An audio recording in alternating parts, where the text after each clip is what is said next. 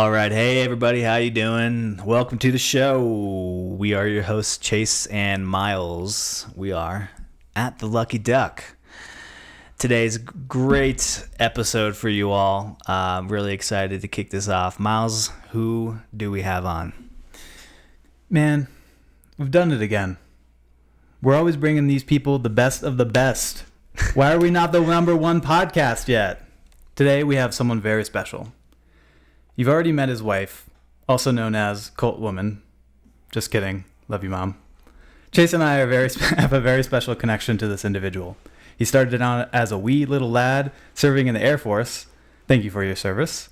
From there, he spent 29 years serving the common man in law enforcement, climbing the ranks into a position where he was able to change the lives of all of us Florida people. Nowadays, he spends his time in the real estate industry, working with his son selling the shit out of Naples. He is the smartest man I know. Most people call him Dan. This is our dad. Hello. What's up, Hello. Dad? What's up? Welcome to the show. Thank you. Yeah. I like that very accurate introduction about the smartest man thing. Oh, thank you. Yeah. It's I'm just trying to get that inheritance. we Yeah, have I to appreciate fact check that. that before we actually Well, validify it or whatever. we can do a vote. So what do we? So Who would be voting then? Well, I mean, it's going to be rigged anyway, so it doesn't really matter. yeah, you gotta stop the steal on that one. See? So our dad's favorite drink, one of his favorite drinks, Okay. was the requested drink today. Yeah. So Dad, what are we drinking? So we're drinking Long Island. And really, I don't know that it's one of my favorite drinks. I just knew that it had so much alcohol in it that it would probably force you to have to go out and buy some. And since you Oh, nice. refused to I entertain my appreciate other that. green room requests, I knew that I could at least force you to do What it. were some of those requests? I'm sorry. Well, the jumbo shrimp and Well, we had those. the red and brown. Well, wait a minute. Just for the record, so everyone knows, we treat our guests very well. You do, Yeah. indeed. Actually, you do. I mean, you put me up. Yep. Chase did, You've accompanied me around town, showed me the sights. Mhm. So, I mean, it's definitely been interesting. Thank you. So, Thank you. appreciate that. No pat on my back. Yeah. So, well, actually, it was Myles that showed us. Oh, okay. Fair enough. All right, Cheers. so we're gonna give a nice little cheers So what to was this, what's Long gonna be a Island? great This is great Long episode. Island, yeah. With Long roofie in Island. it? Don't mind me scoffing at this drink because it's so high in alcohol. It doesn't really taste like it, but you kind of, like the way that it tastes, it just makes you feel like you're going to be fucked up by the end. You can really taste the trash. It does remind Again. you of the bottom of a bar. Again, there was a method to the madness, right? That's okay. I get a lot of shit for drinking PBR, which is kind of like the equivalent of the Long Island iced tea of cocktails. I don't or see the beers. correlation, but I can. But also, Yeah. I'm not nearly as committed to alcohol as you. So Mm. I don't have my own bar. Oh, fair enough. Yeah. Fair enough. So, we in the podcast with our mom, we kind of touched based on a subject that I thought we would want to kind of dive a little bit deeper on, something that we thought was kind of personal to our family growing up, and that is the whole Legionnaires of Christ and Regnum Christi story. And for those of you who don't know, our family kind of has a weird little story about that and our involvement. And kind of we all at this table were somewhat involved in the story. And so, not the greatest precursor, but I think we should just kind of dive into it. Yeah, Right so on. if you haven't listened to our mom's podcast, definitely go listen to that. It was the Valerie podcast. Yeah, Valerie. And that'll give you a little bit of intro. Plus, she's a pretty interesting woman. Most Yeah. interesting woman alive, I think some people say. Yeah. She's like Well, the you Dos really Equis of are women. digging for that inheritance. Well, aren't you you know, do realize we are dirt fucking poor, right? So, All right, I'm going to go. Yeah, my time is up. Thank you, everybody. Yes. So, do you want to start by talking about what is Legionnaires of Christ and Regnum Christi? What's the difference? What is it together? So the Legion of Christ is an order, is a religious order in the Catholic faith. So kind of like there's a slew of them, right? The Jesuits are an entity, the Carmelites, I believe, the Augustinians, and the Legion. They're different orders, and they have different.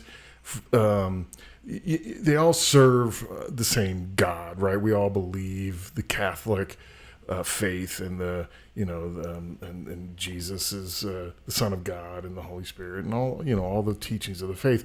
But some of these orders do things a little differently, right? The Augustinians take a vow of poverty, for example, and Jesuits have a heavy influence on a little different tract of the faith, right? What is that usually based on, like culture or just? I got to tell you, I'm not a theologian, and I really don't claim to be. I'm just I am a Catholic, and I'm a practicing Catholic, and I believe in my faith, and but I don't know that I could answer those types of questions. So orders are like, usually there's like a head of an order, right? There's like a head guy, and there's usually like priesthoods that like follow these orders. Like if you want to be a priest, you could like get into these orders, and like you could follow like the teaching of the orders. And you could, again, it's like, but you don't necessarily have to be within one of these specific orders. You can be a diocesan priest, right? Right. And the diocesan priests report to the bishop, and the bishop reports to an archbishop, and the archbishop reports to the cardinal, and the cardinal reports to the Pope, right? So there are different elements and that exist. So you don't necessarily have to have a specific order. And the church recognizes these orders as good things, not something that's straying away from the church. No, because a lot of them have they serve a purpose, right? And depending on what their focus seems to be. In the case of the Legion, their focus was, in my opinion, it was on creating it was creating a basis by which they could empower a more conservative practice of the faith, while at the same time there was a heavy emphasis on education, because they would use that as a means by which they could bring in future priests and lay consecrated, and also on money, right? Because it takes money, and it's no different than any aspect of our society, right? The more money you have, the more things you can do. So sure, their focus was on that. Fundraising. I don't know if fundraising is as much of a. Obviously there's money, right? Mm-hmm. The leader of this Legion of Christ, of this,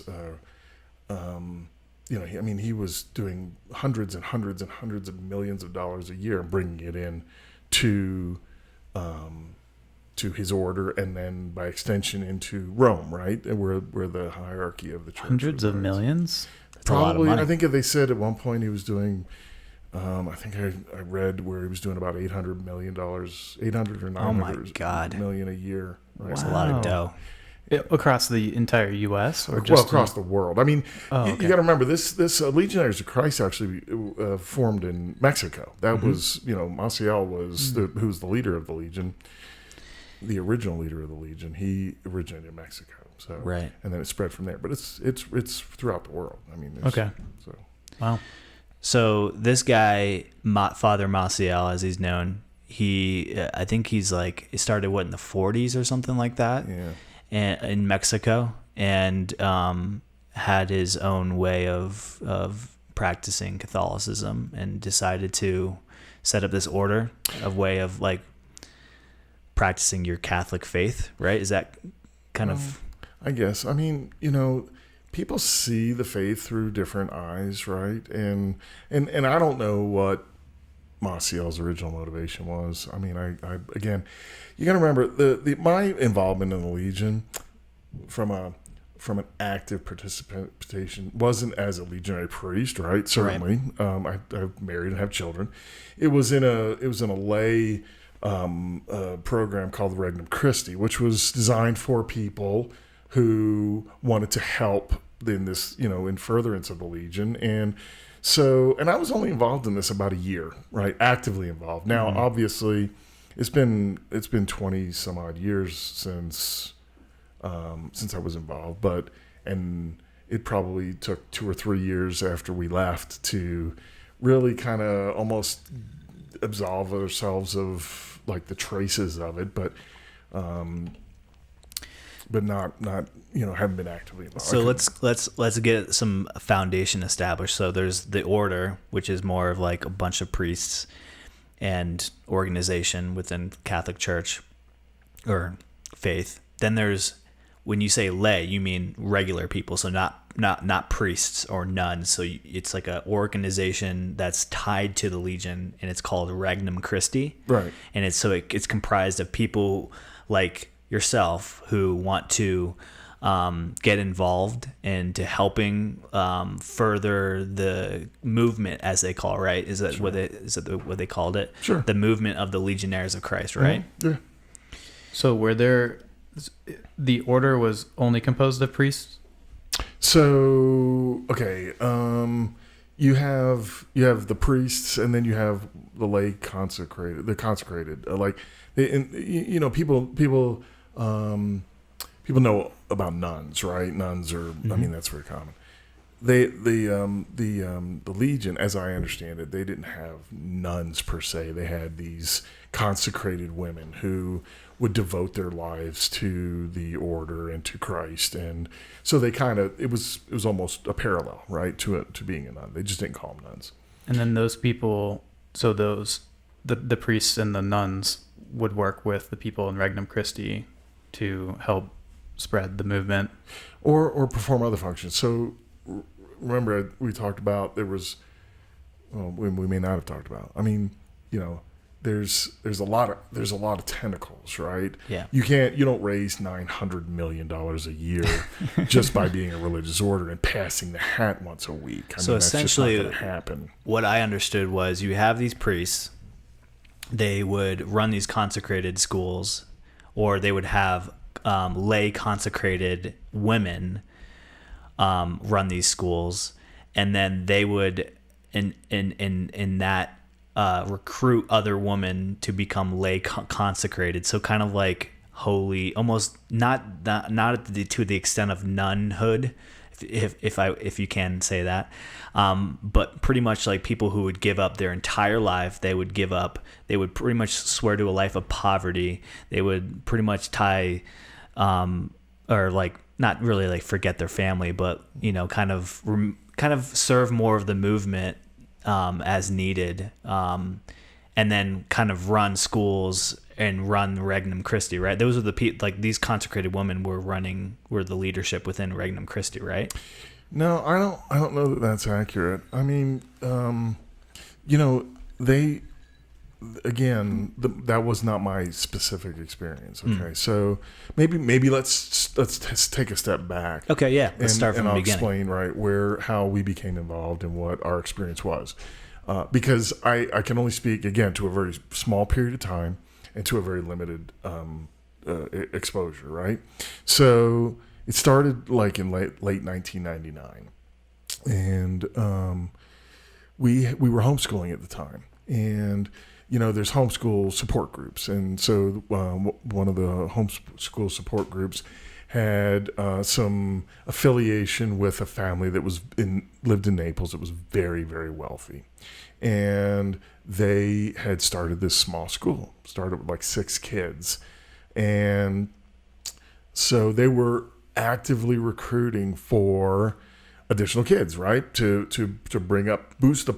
because boosting the number of kids in the school not only increased or helped it to grow, but it also helped make it more attractive to other people, right? Yeah. So they turned kind of to, and the homeschool element that we had was of a religious bent, and so it kind of fit right in with what the initial expectations were for the school, that it was going to be not a Catholic school. They couldn't call it a Catholic school, but it was in the Catholic tradition, right? That they wanted to teach in the Catholic tradition and more of a conservative bent. So at the time, we were homeschoolers and we were Catholic, and we also believed in a very in a more of a conservative interpretation of the faith, right? Whereas some people, believe different, varying degrees of how you should be practicing. And we were more in that, in that bend where we believed in a more stricter interpretation, right?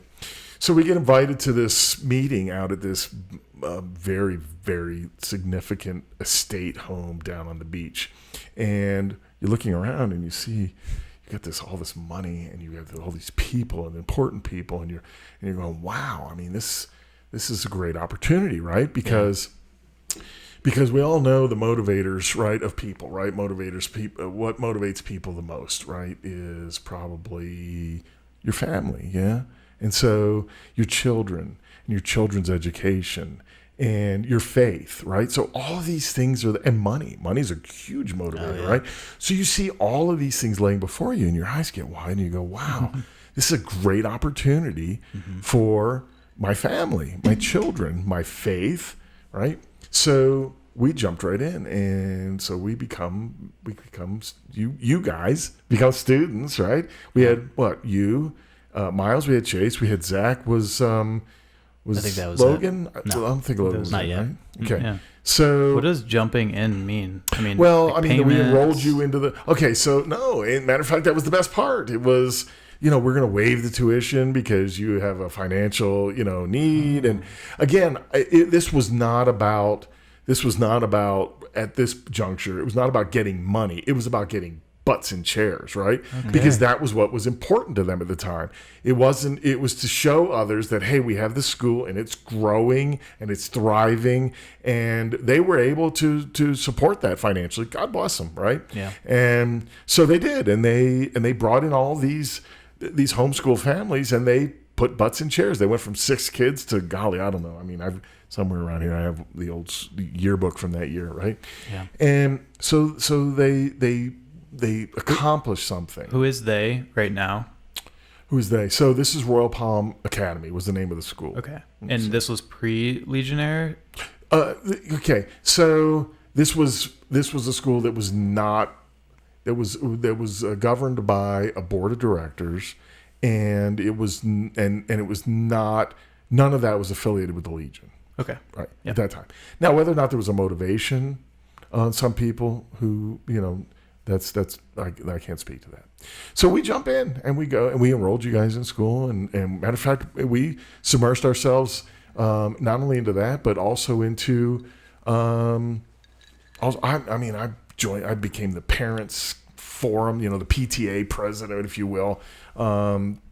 We volunteered at the school. We helped in the outside and keep things clean and what have you. So really immersed ourselves, and about that time it's when they informed us about this wonderful group that was called Regnum Christi, which is tentacle number 2. So now we've got the education part, right? We're in the school, and then it was Regnum Christi. And so what is Regnum Christi? Well, it was this group of people just like yourselves who, are good Catholics and who want to better serve Christ, and you can do that by participating in this commitment to Christ, right? And helping out in the greater good for the Legion, right? So and this is specifically for non when I say religious, not non-priests or consecrated women, right? Mm-hmm. So when this was introduced to you, this idea of Regnum Christi, did you also know what the Legionnaires of Christ were?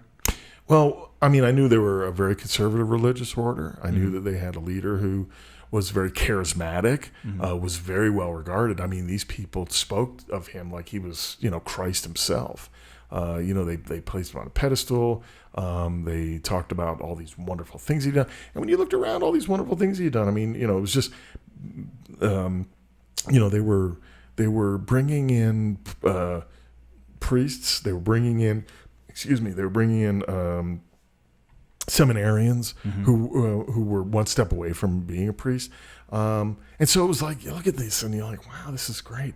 And they're talking about the conservative elements, and how you should be going to confession, and how you go to church every week, and doing things and praying and studying the Bible, and so it was like, hey, why don't you join this men's group? Val had joined the women's group, and I joined the men's group, and it was a very small group of us, and we'd meet once a week, and we did it. Matter of fact, we did it at Perkins, right? We'd go to Perkins and we'd have breakfast, Yeah. and that way on the way to work, we get together and we'd read the gospel for that week, and each one of us would take turns talking about how the words of that particular gospel for that week impacted us and what it meant for us in our lives.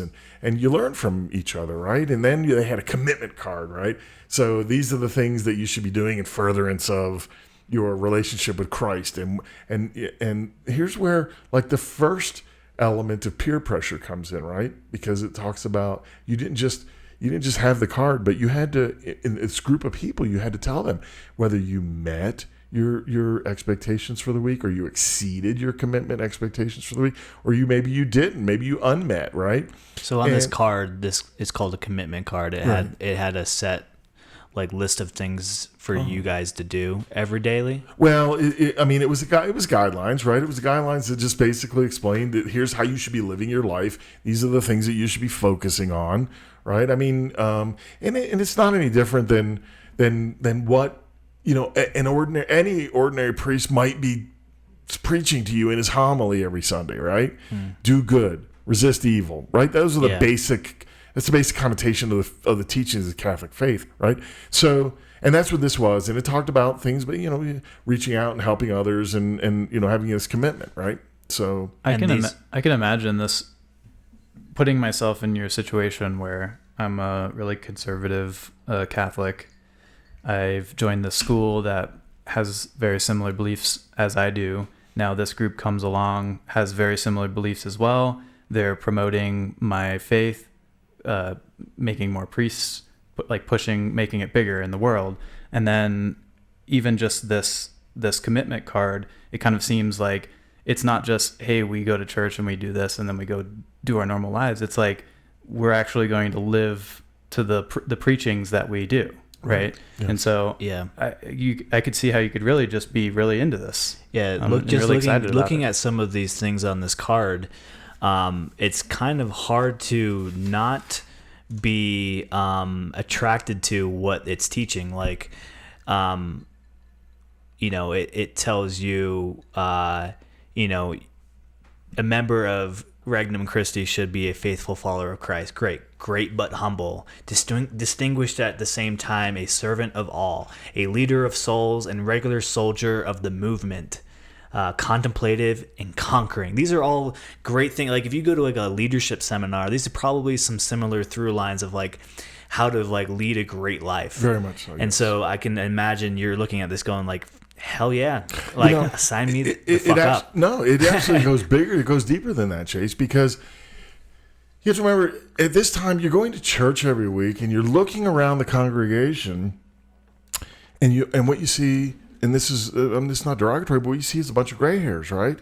And I remember telling Valerie, I was like, our faith is going to die off, right?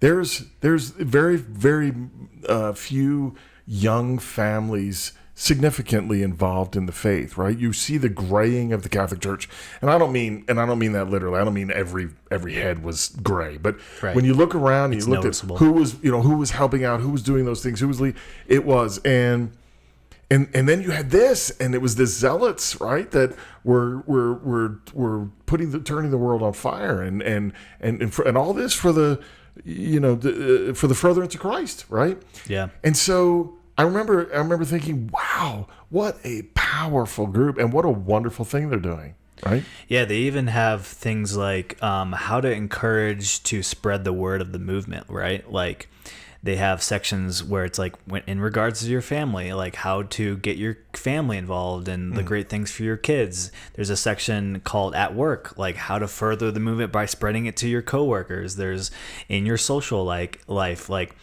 And it all. I mean, when you're looking at these things too, it's like things that really have roots in the 10 Commandments, like don't let yourself be influenced by luxury and vanity and selfishness. Bear witness to the Christian authenticity. Yeah. right? Yeah. And it's essentially like trying to do what you're saying is like, you're trying to further the existence of like younger families in the Catholic Church, essentially, right? That's very important. What's kind of what kind of put me off a little bit after reading this is some of the commitments that you have to make seem kind of excessive. Like maybe hard to have that perspective when you're really like passionate about your faith or you're very conservative, like you guys said you were. Like some of the daily things is upon rising in the morning, you have to give an offering to God. You have to meditate for 10 to 15 minutes. You have to do Eucharistic celebration and communion if possible. So that means like going to church if they have daily church service, right? Greeting the Blessed Virgin Mary, doing a mystery of the Rosary, which just means doing like a prayer cycle of the Rosary. You have to do a gospel reading, a reflection for 10 minutes. You have to visit Christ in the Eucharist or in a spiritual communion, and then upon going to bed, have a spiritual balance of that day for 5 minutes. And these are that's just in the daily column. So those are things that you have to be doing daily. And then there's like 4 other columns of what you have to do weekly, bi-weekly, monthly, and annually. Right.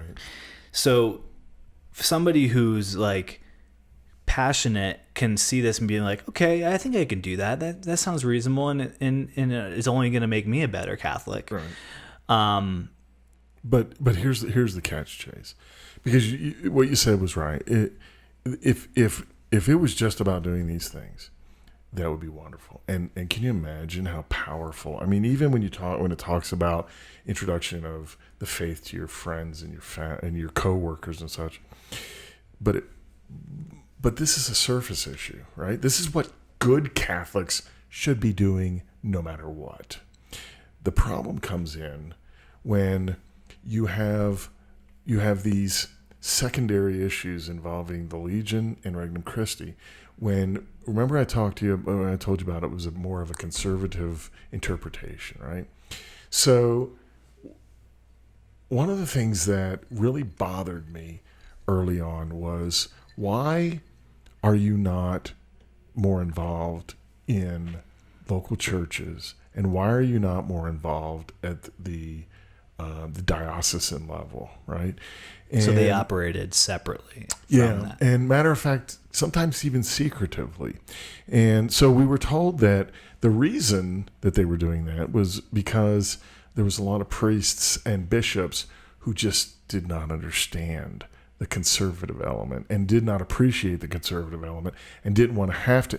And if you think about this now, back then it made perfect sense, right? Because you hear, like, yeah, of course, they're too liberal. It's like yeah, exactly. Oh yeah, that's right. Oh, the bishop. Oh yeah, all he wants is the money, right? And he's political because he's running because he says he's trying to. They have that in every religion, every government, every society. Sure. There's always the people who are more conservative, more liberal. Sure, about absolutely. Stuff. Yeah. So these were the things they were telling you guys why they had to operate and that's separately. why. Yeah. So when you twist those two things together, all of these elements, and they're kind of almost stabbing the local churches and the bishops in the back at the same time. But they're doing it in whispers. Mm-hmm. And did that at all concern you, or did it really actually just make sense to you? Well, initially it made sense. It was like, oh, okay, well, yeah, no, I understand that. But then when you started looking at it, as you got further into it, like I said, I was only into this really actively for about a year. When you started getting further into it, it was kind of like, why would the bishop not want more activism and these things? Why it was started to not make sense. But you dared not say anything, because now you've immersed yourself into this. You're part of the community. Now you've become. Now these people, you're meeting with them once a week, and they're becoming part of your social circle, and they're your friends, and now you're looking across the table and you're thinking, oh shit, how am I supposed to tell him how fucked up this looks, right? Also, it's got to be intimidating because some of those people were very wealthy. Extremely. Some of them were very good looking, probably. So you're like, if these people are in it, like, this can't be that bad. Right. And all these things on this commitment card and the tenets of this organization on face value seem like really great things for a Catholic. Of course. How can this be anything other than Pure. Right. What was the first thing that hit you where you started to think like, oh, this is kind of doesn't make sense to me? All right. So, okay. So over the course of the year, you're gonna. One of the things that happened was they told us we couldn't meet in a restaurant anymore, and I was like, Perkins? yeah, Perkins. Couldn't go to Perkins. Isn't that bankrupt? Didn't it go? Yeah, Yeah. probably went back. Oh, But you man. know what? It Rest was a in cheap peace. breakfast, and we all got R.I.P. together and we Perkins. did our thing, and it was wonderful, right? Yeah. And I was like, well, why the fuck can't we go to fucking Perkins, right? Yeah. Well, Did you I say mean, that to them like well, that? yeah. Because I think that would be against the commitment. yeah. Here's my card. Yeah. Right? That was an Crosswords. unmet week. So, Well, that's so- a deeper issue because if you did, they'd be like, Dan, this is not very... Oh, I got to tell you, when at the end when it all exploded, I had plenty of those conversations. Yeah. So we'll get to that. Yeah, we will. So that was kind of like the first thing. It was like, why can't we? We're doing this. Why does it have to be so structured? Why does it have to be so disciplined? Why can't we just serve Christ? Why can't we just do these things that serve Christ? Why do we have to do it in someone's home, which is where it ended up being, right? And then the other thing they introduced was you had this spiritual director, and you had to get you get spiritual direction from this person. Well, this was not a priest, and it was not a lay consecrated. It was a nun. It was an individual, and so you had to basically bare your soul to these people and tell them your shortcomings and your disbeliefs, and they would use that and they would twist that and they would turn it and talk to you about how you needed to, And so even when you had these things, and it was like, why can't we meet at Perkins? Oh, we can't meet at Perkins because, we need to follow the structure of the discipline because that's what makes us work. Oh, okay. And so you kind of push that off, and then you feel bad almost because, they're looking at you like, how dare you question, Masi. I mean, he's this great, wonderful. And then we went to Atlanta and we met Maciel, right? So what was happening in Atlanta? So they were having something. What was it? Some kind of conference. It was a conference, but they were also They were conducting First Communion. Yeah. So what is that called? That's a That's a first sacrament. communion. It's a sacrament. Of So they course, they were performing sacraments for all the students. Yeah, we were very excited. And who was one of the people who was getting the first communion? Hold up. Before we get there, right? So we're really excited about going. But you know what? God works in mysterious ways, doesn't he? Yeah. And we're on our way to Atlanta. What happens? The bus breakdown. The fucking bus. Now, you would think that would have been a red flag, right? Get an Uber and go home. They didn't have Ubers back then, but, so that would have been a red flag. The bus broke down on the way. Well, they sent another damn bus, right? Yeah. So, Chase, you were getting your first. You got your first communion from Father Maciel, right? Yeah. Which Really? we were so looking forward to. Yeah. I was so young that I have memories of that time, but it's not enough to really know about that. Yeah. I do remember I was very upset that Chase got to get first communion, but I did not. Yeah, they hyped it up for you, like, oh, you're gonna see the leader of the movement. He's so holy. I He's don't know this if you guys. Do you guys amazing remember him person. coming in and people were like, "Oh!" Yeah. I mean, I felt like it was. I felt Like like a it mega was, church type thing? Yeah. Oh, they And- worshipped him like he was a Yes. god. And so I'm looking at this, going, "What the hell is this?" Yeah, you're like looking around, going, oh shit. What? Why are they doing? What did I do? Yeah. I mean, Scientology wasn't a big thing back then, right? I'm sorry. Like you didn't. I mean, Well, no, like no, these I- types of things where people kind of worshipped like a person. Yeah. They weren't really No. as. Yeah, but the No. thing is, like, they spoke about him like he was like almost more holy than the Pope was. Yeah. And Oh, he absolutely. was a direct connection to God. Yeah. Right? And so I do remember I got reconciliation, which is like when you go to confession. You did that there? Did that there. That was my first time doing it there. And then I got communion from him the first time when I was there. And I do remember it was like in this big I got a picture thing. Oh, great. Put that in the family album. A child So molester do you remember? touched Do you remember something else? And I'm going way off track here, but we were going down an escalator. Do you remember cutting your hand on the escalator? No. I felt so bad for you because you were like playing with the the little thing, and I kept telling As you, most kids do. Yeah, exactly. Yeah. I told you to take your goddamn I hand. still do. But... And then all of a sudden, You're like, Father you ended up Maciel cutting your wouldn't hand. like I felt that. really bad for you, but anyway. Aw. And it was probably another sign, right? Probably another sign. Yeah. Turn around and go. So home. how far, like, within the kind of yearish time frame, when was this? You know what? I could not tell you. It was. I don't know. I don't remember. So, but anyway, so here's the little red flags that are going up, right? I remember. I mean, I just it just you just had this uneasy feeling, but you know what? You started blaming yourself. I mean, I did. I blamed myself. I'm not a good Catholic. That was going to be my question to you is like, did you start doubting yourself? Absolutely. Thinking like, I'm like those bishops. I'm like those other priests. Yes. How could I be that way? I'm going to burn in hell. And I not only think that, I'm responsible for all these kids. I think that speaks to a tactic that is often used in cults where just like your commitment card that has a rigid structure of what you need to do daily, annually, bi-monthly, bi-weekly, and if it's something that's almost unattainable, they use that to almost control you or manipulate you. Of course. Right? And course. so Like to always make yourself feel like you're not good enough. You're not good Is that enough. what you mean? You're not good enough. So you need to be better. And any doubts you have, it's just because you're not good enough. Well, they can use that to make you do things that you normally wouldn't do. You would normally just question things like, but they're like, and I remember Mom telling me she was at this like woman. She was at a friends of the movement, and they were like doing something completely unaffiliated with the church or the school, and she was like, they were like, have you done your daily commitment? Right. And she was like, no, like we're here like taking care of your kid. And she was like, no, you go in that room, I'll go in this room, we'll do our daily commitments separately, and then we'll come back, we'll talk about it. Oh wow. Yeah. So And it made her feel bad. Like, if you didn't do your commitment, would that be something you would say in confession?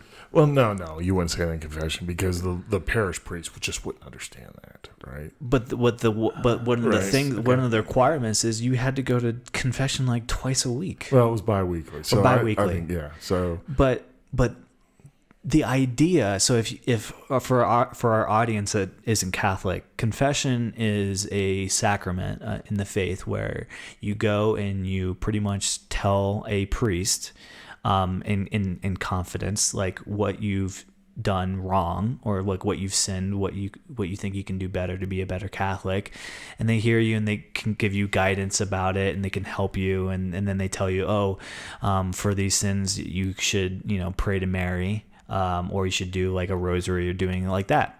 It's not a bad thing. Yeah, it's kind of like to check yourself in your faith, and to do it as frequently as bi-weekly, especially when you're a kid growing up, is extremely damaging, I think. And not even just like a kid, but like you're essentially saying, and I remember going and being like, I haven't done anything wrong in like the last week. Like, oh no, you need something. You have sinned. And it would make me feel like I needed to have something, or like it made me feel really like I had this like burning guilt. Understood. But you know what? That's a whole different topic for a whole different day. Totally. Okay. I'm just saying, but that's one of the things that cults way, do to manipulate and to get people more emotionally and like physically involved in the movement. You mean confession? Confession in Scientology, it's called I can't remember what you hold on to these things, and they meter. Yeah. So in different cults, there's different. It's just framed. Okay, hold on. So let's make sure we're qualifying something. if you suggested to me that the Legion and Regnum Christi were a cult, I probably would agree with you. Yeah. But I would not agree with you that the Catholic faith as a whole is a cult. But So, I think point taken. But what what I'm trying to say is, well, I guess I'll scoot back to like your spiritual director. right. Like, what the fuck is that for? Like, that's not a part of the Catholic faith. A regular Joe Schmo is going to give you spiritual. That's a control issue, 100%. Yeah, Absolutely. but that's a part of, like, it kind of reminds me of confession, right? They would say, like, well, what's on your mind, right? Right, but you got to remember that the confession is a holy event that was that is approved by the church. It's understood by the church. You're not confessing to an individual. That individual is a conduit directly to God. He has the ability to act in God's stead and forgive you for your sins, right? And whereas spiritual direction was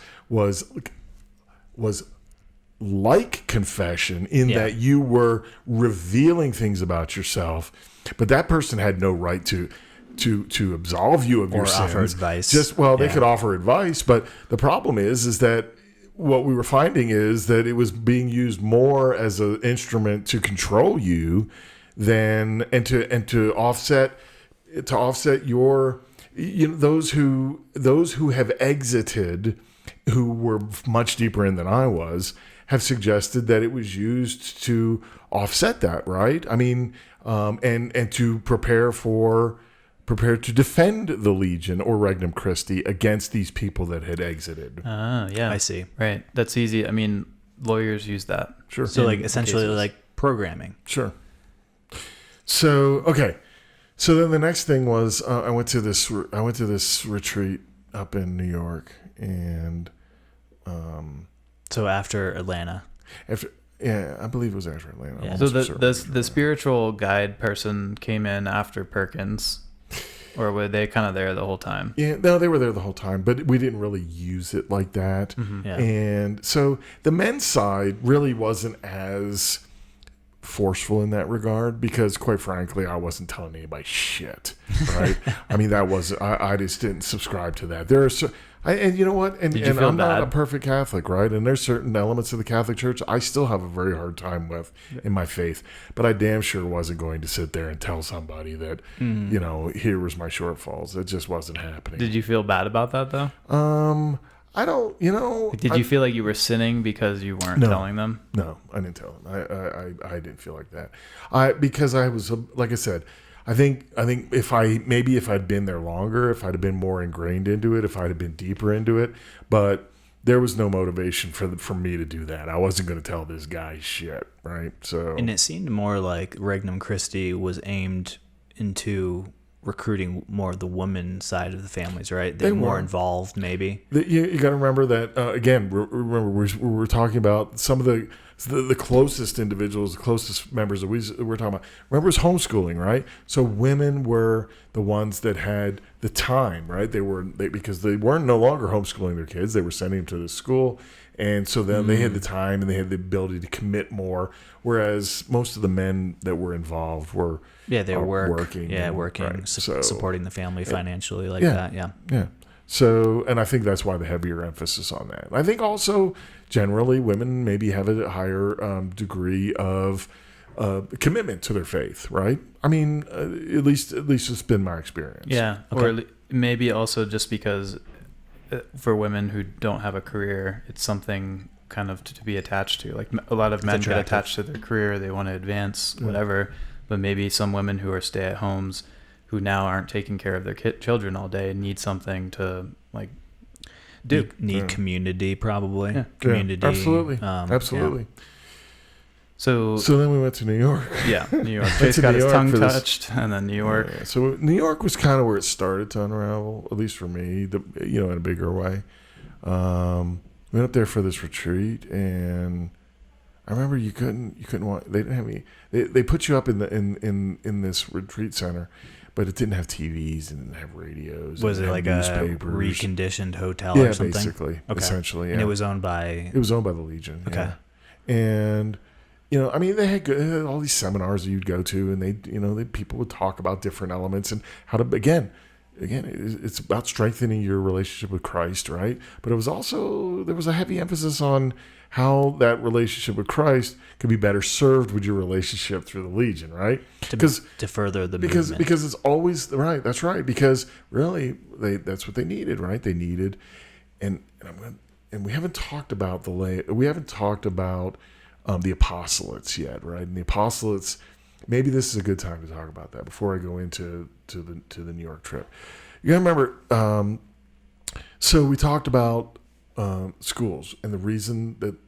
So at some point, and it hasn't happened yet, but we find out that the Legion is focusing on schools, and the reason they're focusing on schools is because what a wonderful way to funnel children, right? Yeah. Formation, and then right to the seminary, and then right to the priesthood or the lay consecrated. So the idea was to get kids involved in the faith via the schools, attract them into becoming priests and lay consecrates. Okay, so no. That's not it.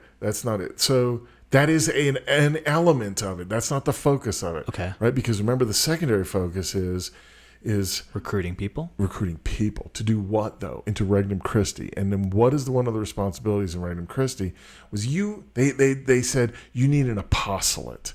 An apostolate was something that you were doing or building or creating that would help serve Regnum Christi and the Legion of Christ, right?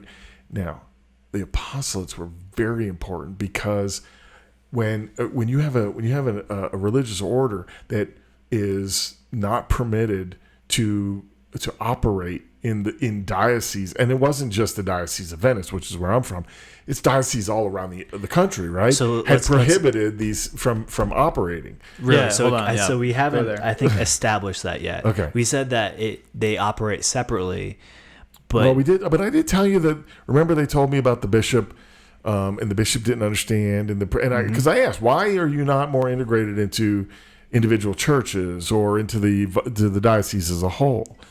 And that was because they, quite frankly, were not allowed to. Correct. You have in order for a religious order of the Catholic faith to operate within a geographical area in the United States, you had to have the approval of the bishop who oversaw, or the archbishop who oversaw that geographical area. Okay. Now, our state is divided into, I don't know, probably.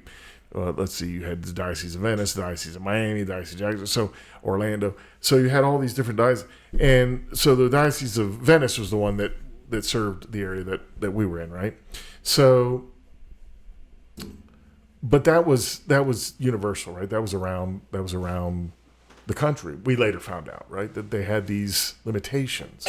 And so having apostolates helped to circumvent that. It helped to overcome that, because what apostolates were, in the instance of the school later on, when the fracture takes place, there was an entity called the National Consultants for Education, and it was an apostolate out of Connecticut, which is where, interestingly enough, the Legion was headquartered, that called itself independent of the Legion. And therefore, they were allowed to operate these religious schools because they weren't technically the Legion. So right? they essentially rebranded a shell of the course, organization right. in order to circumvent the, I guess, negative publicity or branding, if you will, of the Legion. Right. Okay. But So you said that they weren't allowed to operate where the bishop of that region said they wouldn't, that they can't, right? right, you have to get permission. But they're all around the world. So were there some areas in the U.S. and in other... Yeah, it didn't. Just because you had to have permission didn't stop them from doing it. Right, but I Because mean, everything was did secret. they have permission in some places? Well, of course, I'm sure Yeah, they did. There were but- some areas that they embraced them. So And- Royal Palm Academy, the school in question, wasn't actually labeled a Catholic school. No,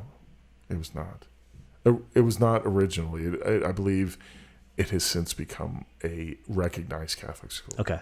So everything that they had, they couldn't say Royal Palm Academy Catholic School. They had to say Royal Palm Academy, a school teaching in the Catholic tradition, right?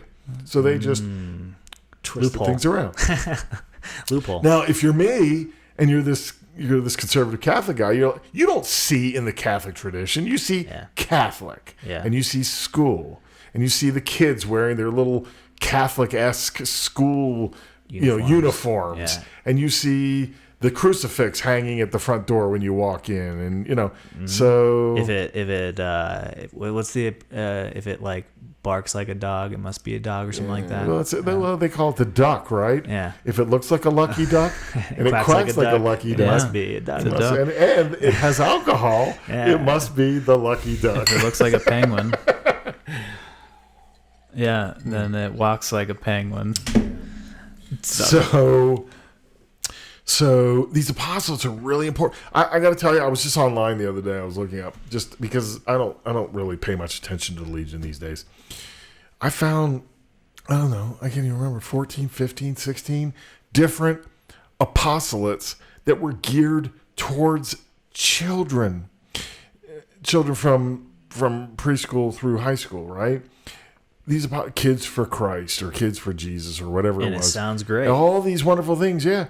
But again, they're operating under the guise of the Legion, right? And using, and so now we have another tentacle. Yeah, absolutely. So where were we going with that? We're talking about the importance of the apostolates. The apostolates, right? So National Consultants of Education. We'll come back to that. So I'm in New York, and we were talking about these different things and how important it was. And I remember, like I said, I couldn't have a newspaper, and we couldn't have. I was religious. I love the news. I read the news all the time, every day, right? So I had to actually bribe one of the seminarians who was at the front desk. I said, "Hey, if you go into town, would you buy me a newspaper?" I gave him a $10 bill, and I said, "Just get me a newspaper. I just want to know what the hell's going on." This is back before the internet, before the cell phones and the internet. Pop right? up Google. How long was this trip? It was a long weekend. And they told you no TV. TV. No, not even a radio. No, not even a radio. But we smuggled in a radio, right? Because wow, sinners. There was Wow. no. We actually smuggled in a radio because there was a sports event going on, and there was like 3 or 4 of us that really wanted to hear it. And I don't remember. I think it was a football game because I remember it was cold while we were there, so it must have been football. And we all wanted to listen and find out what was going on, so we actually smuggled it. So then the word gets out, right? This is great because now all of a sudden there's like 8 or 10 of us in the room, and then so again it was like later on you think about it and you're like, okay, what was really so important that I couldn't take 2 hours out of my time and listen? But you know what? Again, people see retreats differently and the impact of it. But at the same time, I'm sitting there at this retreat and I'm watching some of these people and I'm listening to some of this stuff, and it's starting to you're looking at, and also I started to have some conversations with my wife, and she was kind of saying things like, you know what, I don't understand. This doesn't seem right to me. So we're on an apex, right? We're fixing to hit a collision course where all of these little tentacles are coming together and they're getting ready to fall.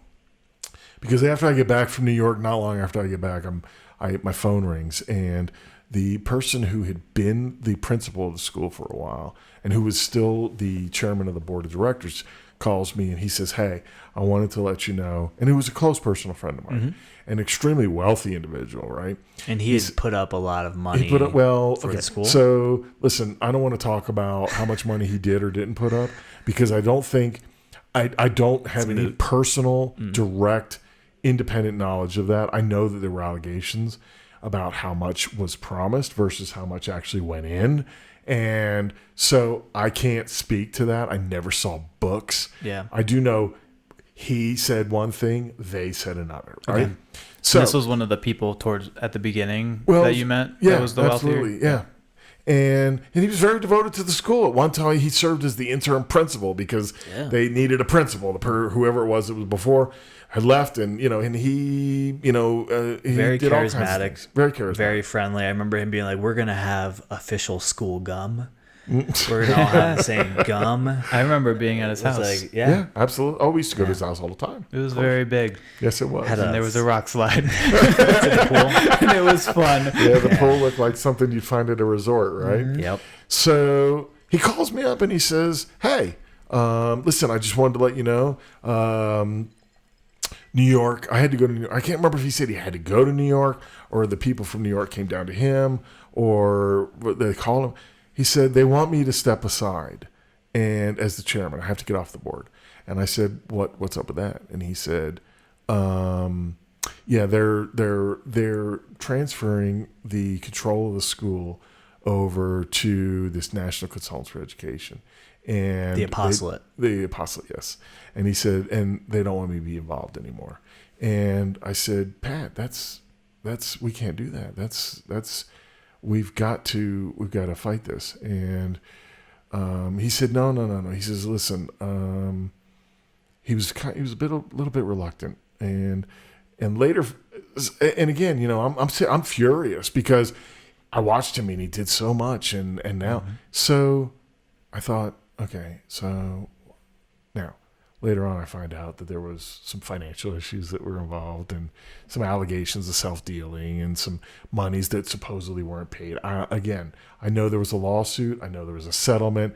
I didn't follow. That wasn't about me. I wasn't involved in that, right? This was about my children, my family, my children's education, my faith, right? All these things were very significant motivators for me and my family, right? So I said, well, let me do some digging around, right? This is back in 2000. And in 2000, keep in mind, you didn't just Google something and this trove of data comes back, right? Wikipedia? It was, yeah, exactly. So there was, but there was the internet, and I was internet savvy. I was computer savvy. I was an investigator. I was, matter of fact, I was. Yeah, what were you doing at the time? I was a supervisor in the Violent Crimes Bureau of the Sheriff's Office at the time, right? So, by the way, Google was created in 1998, so yeah. I mean, you could have used. Come on, it. man. Well, I may have, but at the time, I got to tell you, I was a pretty staunch Yahoo user at that time. So one of those. But you know what? Not nearly as bad as your mom, because I think, if I recall correctly, what was the precursor for Firefox? What was that? Netscape? Netscape, Right? yeah, she was a big Netscape user, and I didn't care for Netscape. I was a Yahoo user. So I get on my Yahoo, and I start doing a little research, and I start seeing some things that were very, very disturbing. And as soon as I hit it, it was like this flash of recognition and this understanding of why I was feeling the way I was feeling. And I realized that I had something really big, really, really big, and I wasn't quite sure what to do with it. Because what I found was that the Legion had done this very same thing at other schools around the country where they came in and took them over. Yeah, so let's talk about how that happened. Like, what is the template of a Legion takeover? Okay, so, and this is really important, and thank you for asking that question, because what they weren't taking over, they weren't like starting schools from scratch. At least, right. They would have these schools that were started by very wealthy people, get up and running, and have some element of financial capacity, and then they would say, okay, now that you've got it up and running, now that in this particular instance, our school had purchased some land and was getting ready, and some very valuable real estate. 11 acres. Right? It was more than that. It was about $10 million worth of real estate in a very high end of town. They're on 11 acres now. That wasn't the original purchase. I see. And so, so now there's a lot of money involved here. And I'm reading these stories about these other schools, Atlanta was the big one. I actually called some people in Atlanta, and I was like, what's going on there? And they told me that, and I was like, oh my gosh, that's exactly what's going on here. They're bringing in this company called the National Consultants for Education, right? NCE. Now, the only thing I know about NCE is they may or may not still exist, I don't know, is that they were acting as a front for the Legion in furtherance of these schools, right? Running of these schools. And, their intention may have been pure, just as my intention was pure, right? I was a member of Regnum Christi. So what they were doing was they were recruiting really wealthy people. They were creating with through Regnum Christi, a group of parents to start a school. Well, I don't know that I don't know that that's the template. So I want to be really careful with Okay. that. Whether or not they are recruiting or whether or not they saw school and they integrated into Regnum Christi and then took it over. Gotcha. I can't tell you which comes first. So The they would school or essentially, so they would essentially use Maybe and both, too. abuse Yeah. families' faith to seep into the organization. Yeah. So remember, and the common element here is these are non-diocesan schools.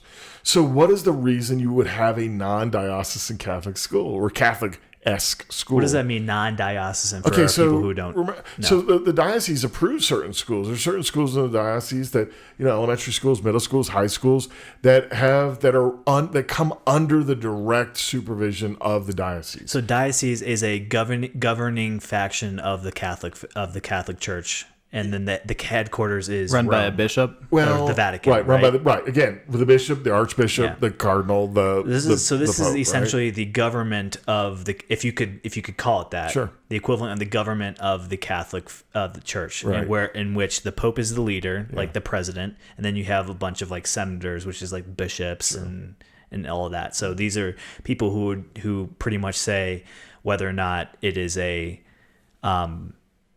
it they're can like be governors. recognized Yeah. as a Catholic thing. Yeah. Yeah. Okay. So and you're right, and they are like governors because they have like an air of independence, but they still have to operate within certain rules, right? Mm-hmm.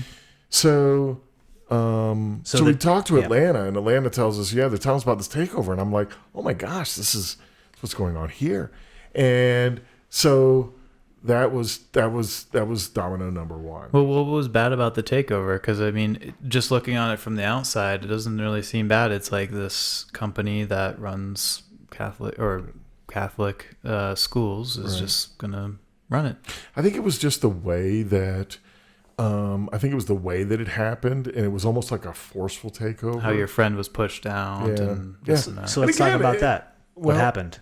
What happened? Yeah. What do you mean? And well, so you've So previously. that wasn't the only thing I found, though. Well, we'll get to that, but I think You know what? That's important, though, to understand that. Okay. Because so let's get into because it. this is if it was just about forcing out, right? There was allegations that they were utilizing these schools to feed, and then you're doing the research and you start to look at it and you're like, wow, it's not just me and it's not just my wife who are having these odd associations with what's going on with this Regnum Christi thing, where these spiritual advisors are making you divulge secrets to them, and how again it came back to, why are we not operating within the churches? Why are we not the local churches? Why are we not operating within and then there was the issue with Maciel. So The leader of the organization. Right, the leader of the organization. So, all right, now I'm gonna pause there to tell you. At this time, I was working in violent crimes in the sheriff's office. I was an investigative supervisor. I had been working investigating child crimes, in which children were victims of either physical or sexual abuse. So I'm reading and I see where there were allegations, and long time allegations of that Maciel had been involved in the sexual abuse of children. So, of course, that to me was that was hitting way too close to home. Number one, again, my children are in this school. Now, I had no reason to believe that anything of that nature was taking place at Royal Palm. Right. I had no reason to believe that any of the priests or the seminarians that were involved had anything to do with that. But there was these factions that were warring over these allegations that involved Maciel and sexual abuse of seminarians and sexual abuse of children. And when I dove deeper into it, I could see there was credibility. There was credibility in the disclosures that were being made by the former seminarians. There was just credibility in how it had unfolded and the things that had taken place. And I saw what appeared to be an now, this this all predated the whole priestly scandal that eventually erupted, right? Right. And I looked at it and I said to myself, I know he did it. He's guilty. He's 100% Because of your experience. Because of my experience, and you can look at it and you can go, the things that were said, the things that were disclosed, the way it took place, the secrecy behind it, the deniability or the denials that took place, those were all to me, very characteristic of a very credible disclosure and very credible incident, right? So now I couldn't prove it, and I wasn't on tear to prove it, but I did know that we had a huge problem here. This guy who was being worshipped at a pope-like level and beyond. So you're thinking back to Atlanta where these people were They were cheering him on, acting like he was carrying God. him in on their. I can't remember if it was. I remember they carried him in on some type of Chair platform or something. Really? Yeah. Jesus. And I'm thinking, and absolutely, and I'm thinking, this guy is a child molester. No doubt in my mind. And you found this what you made you feel that way, or believe that he was a child molester just on the internet, or was it things that you also found through people you worked with? Well, you mean from his perspective, or what do you mean? I'm not understanding that. All the information that you found, the testimonies from the seminarians and things like that, was that all on the internet? Yeah, anyone could have found. That was on the internet. And nobody up to this point had any whispers or rumors of this kind of behavior? Not in any of the circles that I ran, right? So nobody in the Southwest Florida element. But you said there were people that had exited the Legion, right? The Legion. Well, people exited the Legion in Regnum Christi, yeah. But again, that was just because they were like, okay, I'm done with this. No. That wasn't not in Southwest Florida. We had a pretty stable group. Oh, okay. Right. We had a pretty stable right up till then. And so you find this evidence and you're convinced. You're saying yourself, what the fuck is going on? What did we get ourselves into? This was. I got to tell you, this was not just a home run in the sense of disclosure. This was also a home run for the individual who had been asked to step down. And, and obviously, as soon as I brought this to his attention, because that's the first thing I did, he went from, I want to take some time to consider this to, we're going to fight this, right? So, okay. Now, I'm going to stop right there. I'm going to tell you. Remember I told you early on there was a whole bunch of money that was involved, right? So whether or not his intentions were for money were pure, right? Yeah, exactly. Yeah. He sees this now and he goes, hey. Leverage. Get on a hell free card. Exactly. And so we went to his house one weekend. We printed off, oh my gosh, all this information. I remember. Yeah, and we put it at his house. Put it into packets, and we knew that we couldn't distribute it at the school, right? But we wanted everyone who was affiliated with that school to get a copy of that. Wanted them to see it was all the stuff from the internet, right? It wasn't Dan making this up. This wasn't the former principal making this up or the chairman making it up. This was stuff that and again. Allow them the opportunity to see it, to read it, to understand it, and come to their own conclusion. Now, and that was probably mistake number one, because sometimes people have a hard time looking beyond the written word, right? And even allegations, right? Because when you're so deeply immersed into this, if somebody had told me the week before and I had not gotten the call from the chairman of the board saying that they're trying to push me out, I don't know how I would have felt. Now, once I saw that, obviously, based on my own experiences, I knew I could tell right away. But maybe others wouldn't. Maybe they wouldn't understand it. Maybe they wouldn't have interpreted it in the same way. That was kind of. So we hit people right upside the head with this. When you found out personally, when you Googled those things, was it at that moment where you surprised, or was it kind of like I knew something was up? Yeah, I knew. Again, remember we're leading up to, hey, something's just not making sense. I got to tell you, your mom actually came to me first, and I kept telling her, you're looking into this too deep. You're trying, but as time went on, and she would continue. I did. I felt the same way, and I just could. And then after the bomb hit, right, there was two sides. You either believed it or you didn't. And for those that believed it, we heard a lot of the same thing. Oh my God, I felt this way myself. I felt like something wasn't right. I felt like, how could this be happening in when everything that was so right made me feel so wrong, right? All these wonderful things because doing these wonderful things for your faith, right? But there was this underlying ickiness to it, and so that was half. That was I can't say half. That was part, right? So those people came back and they went, yeah, thank you for exposing. We had a big meeting. We rented a big room at the Registry Resort and a meeting room, and I had the parents come and we explained to them, and we told them, we stood up there and said, this is what precipitated this. This is what we've discovered.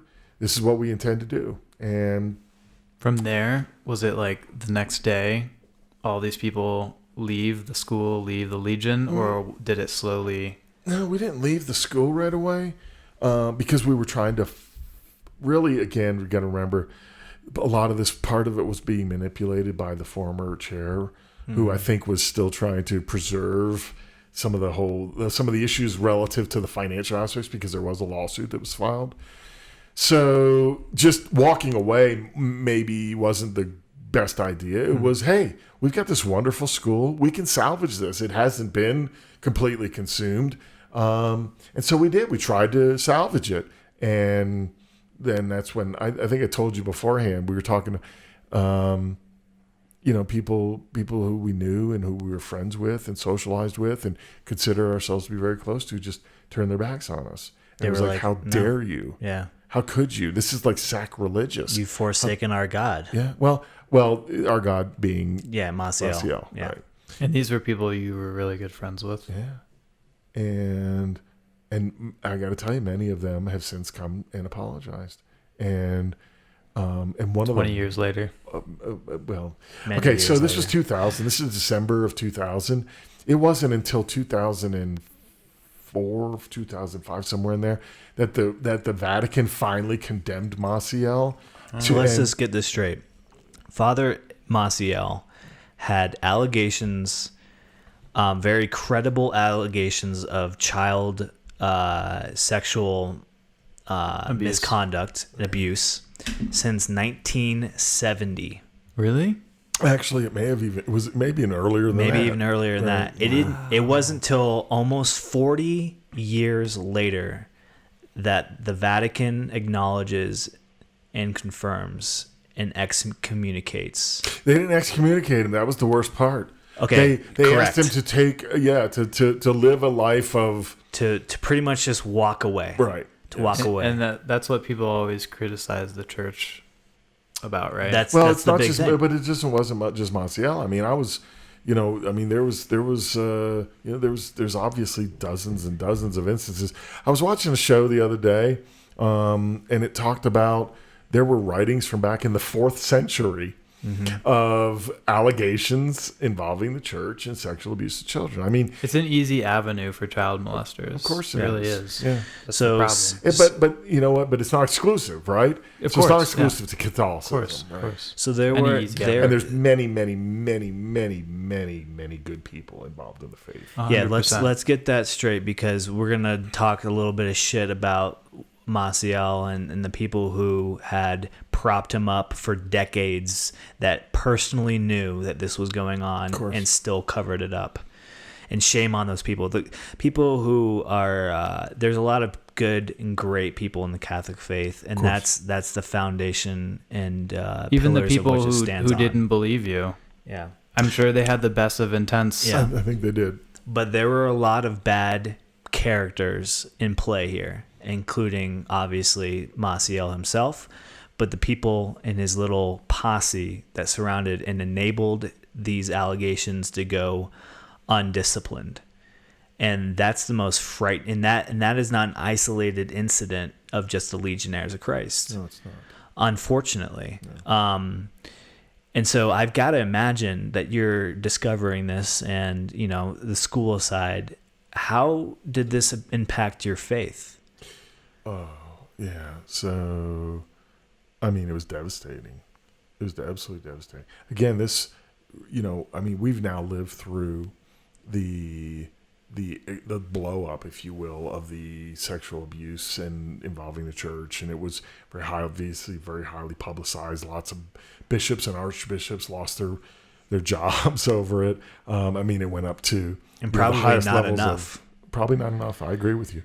And the unique scenario with you personally is you are very, very close to this type of situation, right? Well, okay, so again, it's made a tentacle. career. You have made a career for yourself involving children and putting people away for doing just the same thing. Of course, that is a very rare instance, and now you find yourself in this scenario where you're having to almost convince a mob of school families. Yeah, convincing a jury. Yeah, that this is in fact happening in this organization. But remember too that again, it's like, remember, if you liken it to dominoes, right? All these different tentacles existing. So you've got the school, you've got Regnum Christi, you've got the Legion, you've got the Maciel issue, right? So remember that the domino falls, and it hits each one of these subsequent rows, and they're all falling at the same time. So it wasn't as if even the Maciel, even the Maciel issue, because there was, and part of it, the hardest part of it was, and I think, and I don't know, because I see the victimization of children differently than many people do, because I had to deal with it. I had to face it every day, right? But honest to goodness, you had people who just don't see that as being a factor unless it directly impacts their life. So Maciel had never stepped foot on Royal Palm Academy, right? Maciel was not active in Southwest Florida. It was the people that were working for him. So, and remember too, so even if you just took and you carved him out and you said, okay, bad man, gone, right?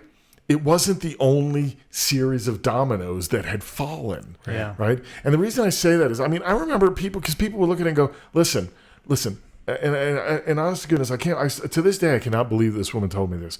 Woman had a young boy in Royal Palm, and we were at a meeting, and she looked at me and said, how does it impact me what this old priest, who I've never met, who's never been here before, who has nothing to do with this school, what difference does it make to me that he made some kid give him a blowjob 40 years ago, right? Jesus Christ. And so I'm looking at her like, what the fuck just came out of your mouth? Yeah. Why are you here?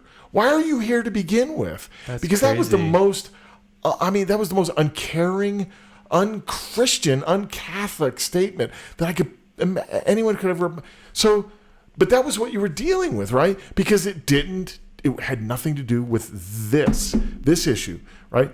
Their dominoes were only involved with this school, right? And she wasn't involved in Regnum Christi. She wasn't involved in Legion, other than the fact that her kid went to the school. So that was her series of dominoes that had fallen, and she was pissed because we were coming in and we were making all these allegations, and she didn't understand the complexities of the other rows of dominoes, the Regnum Christi, the Legion of Christ, the allegations against Maciel, and then even sub domino rows, right? Regnum Christi. What's wrong with Regnum Christi? We do all these wonderful things, right? You have this commitment.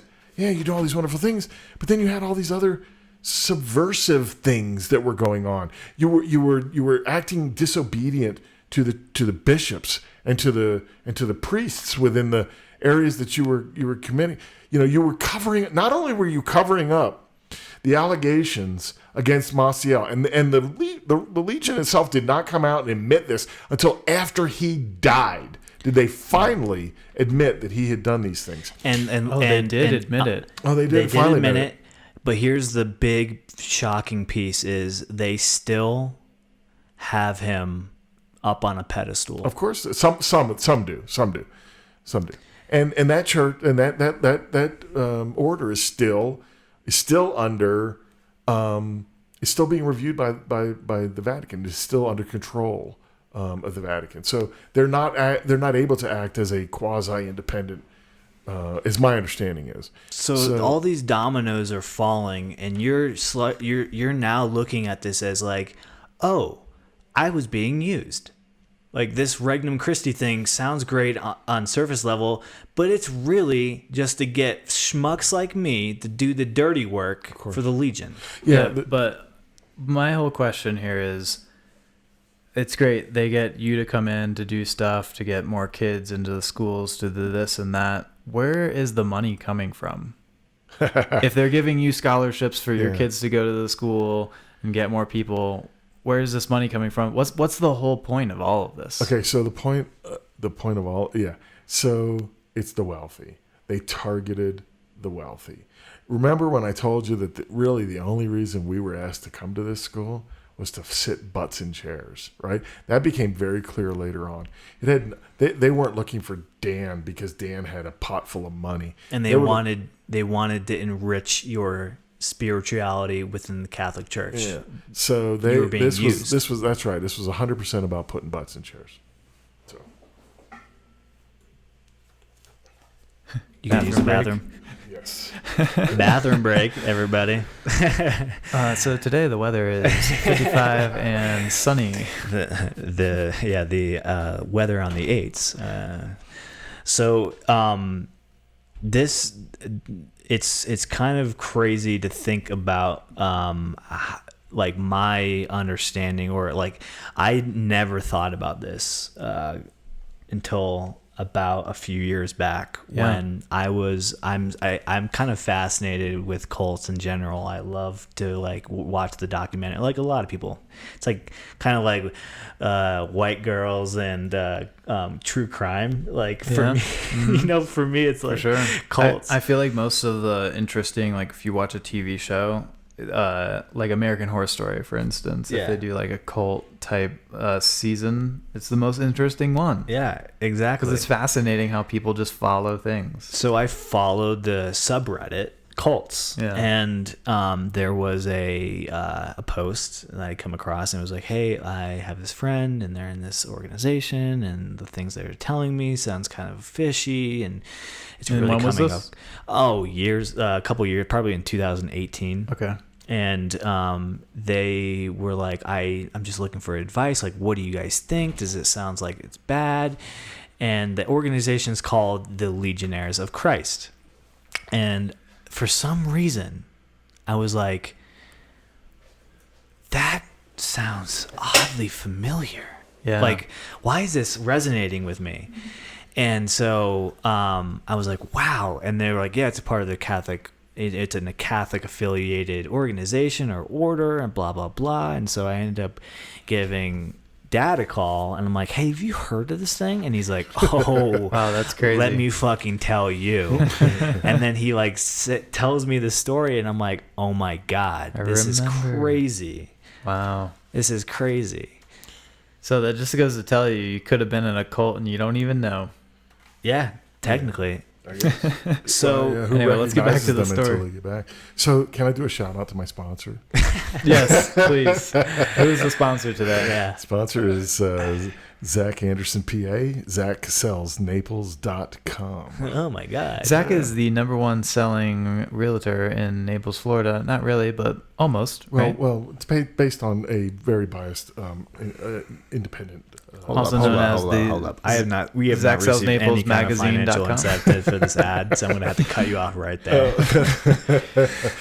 If you ever have any real estate needs, go to ZachSellsNaples.com if you're in the Naples, Florida area. Yeah, there you go. Especially if you're affiliated with the Legionnaires of Christ. Yes. Well, certainly if you have lots of money, please. You may or may not, probably not, get a discount. Yeah. Don't ask for a discount. All right. So where were we? Yeah. So we were talking about all the dominoes falling. Yeah. There were quite literally a fractured division within the parents of the school that either saw the evidence that you provided, because you sent packets to everybody, quite clearly outlining what was going on with Father Maciel, and quite, trying to decide what to do at this point. And many people said, fuck you. Some said, oh my God, this is crazy. Thank you for, bringing this to my attention. What happens next? So, oh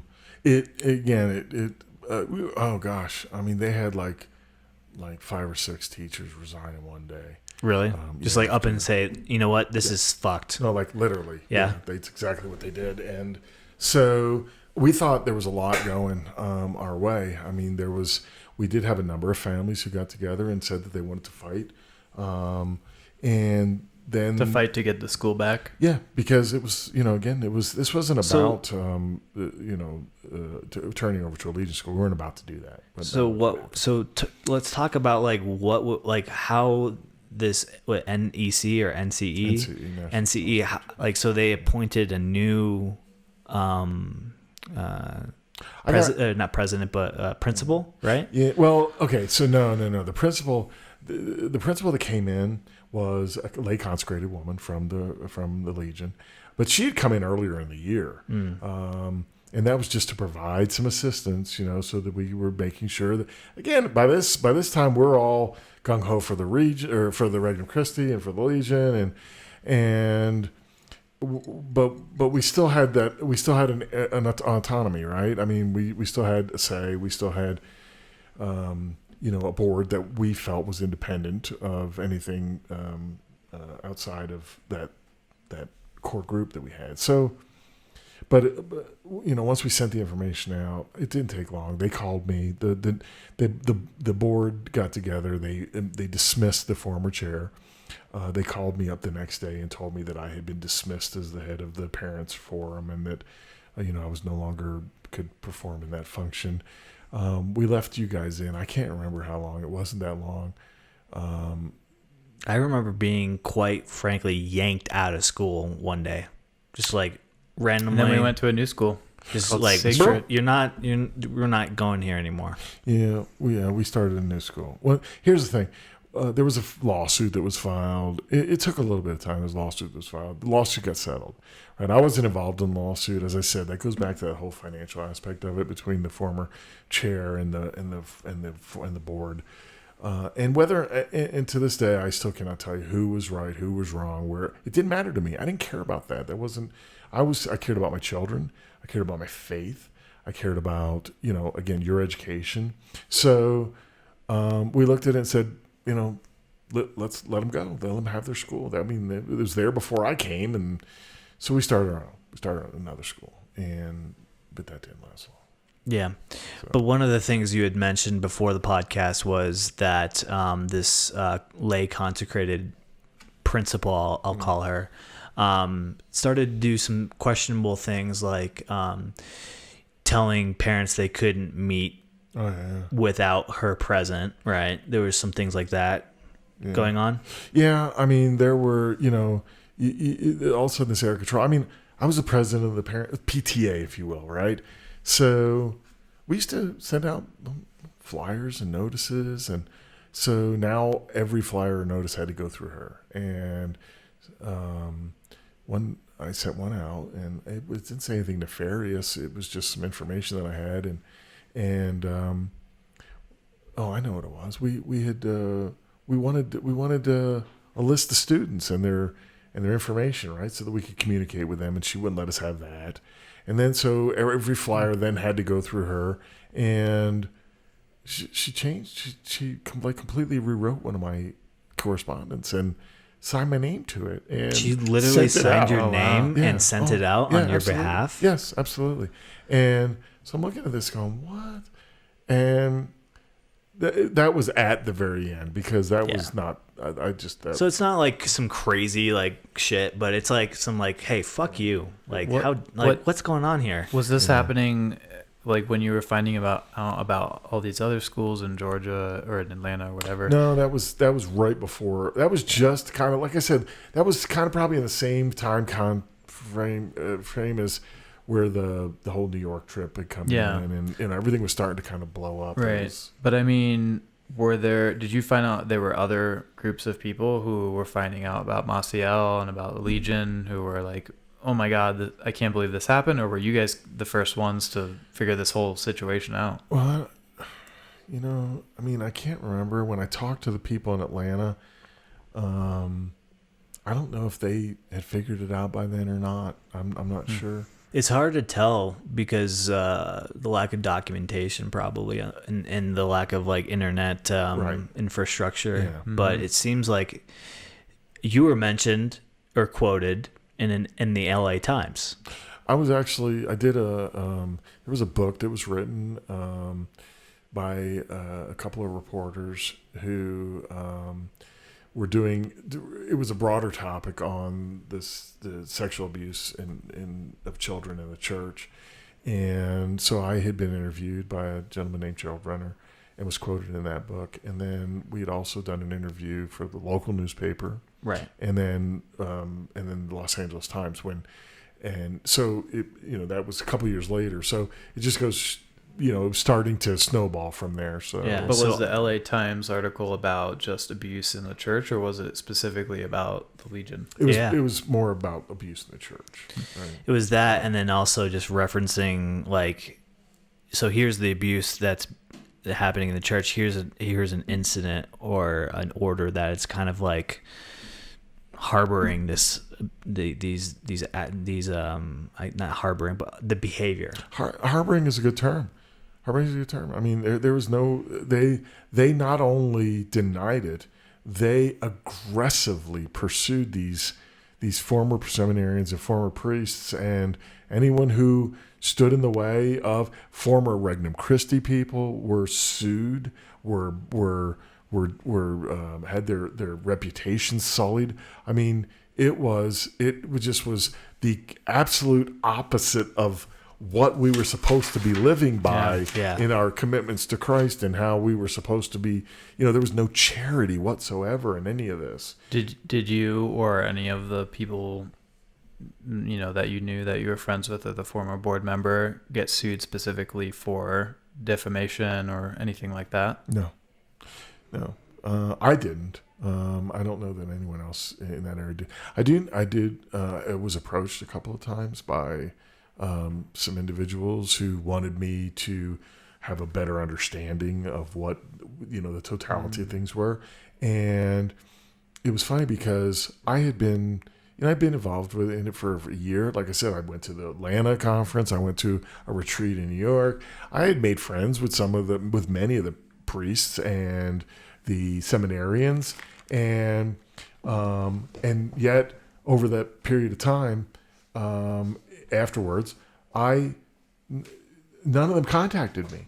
I got contacted by a couple of Regnum Christi members who said, "Oh, Father so and so wanted me to pass this message on to you," or "Brother so and so wanted me to tell you this." But none of them reached out to me directly, So, how deep do you think this stuff went? Like, do you think it was just a few members of Maciel and a few members of the Legion who were very evil people, or do you think it was much larger than that? I mean, and the rest of the people were kind of just really did believe in the movement and what was going on. Yeah. So this is where I guess you have to. This is again. Remember when we were talking about tentacles or the rows of dominoes, right? So there's a row of dominoes that talks about the improprieties of the sexual abuse, right? And the allegations of sexual abuse. Well, there's no allegations. They've admitted it. The guy fathered children, right? Who admitted it? The Legion. The Legion came out and finally admitted it in 2008. So when he passed, so at some point he was no longer the leader of the Legion. Well, he had passed away. He died. That was when he died. He was sent off in like 2006, I think, or 2004, somewhere, to sent off by the Vatican. He was told you can no longer perform. You just have to go live a prayerful life because of all the allegations and stuff. But you know as well as I do. I mean, he was told off, right? I mean, you can't tell me that he wasn't. And then when he died, who became the leader after that? Oh, I don't remember. There was someone, or just a board of people or something. There there was some priests that were named that were And they said, yes, we know it was covered up. It happened. well, eventually, and again, remember we're talking 8 years after I had left. Yeah. This was not a part of my life any longer, right? I mean, I wasn't following it. Every now and again, I would dig it up and I go, I wonder what's going on with that cult. Yeah. Right. So Even on the Wikipedia, it lists it mentions like this is pretty much a cult. right. Yeah. Yeah. It's quite shocking. And But the you know more, what? But again, but going back to the dominoes, right? So you talk about was it widespread cover-ups or was it a group, a succinct group? I think that there were probably people that involved Maciel and those immediately around him who probably heard the allegations, who denied the allegations, who probably covered up the allegations from that broadest perspective, right? But keep in mind, it wasn't just about Maciel, right? It was about how the Legion was conducting itself, and the philosophies of the Legion, and the philosophies of Regnum Christi, and what that was, right? The fact that people were being manipulated because of their wealth, they were being recruited because of their wealth, they were being this whole structure of this spiritual direction that was being utilized to control people. Obviously, the disregard for the bishops and the fact that they had to operate in secret in certain areas of the country and around the world. The fact that there was this this shadow of the Maciel allegations that still was there, right? So when you talk about culpability, many of those people were very good Catholic, very faithful people, priests and consecrated and people who devoted their lives to Christ. And I don't think that many of them intentionally were being deceptive. But I think when you look at the totality of it and you look at the fact that clearly they knew they were targeting rich people, they were targeting schools so that they could further this. They were manipulating people's religious beliefs. How you could say that did not impact almost every element of the entirety of the Legion itself?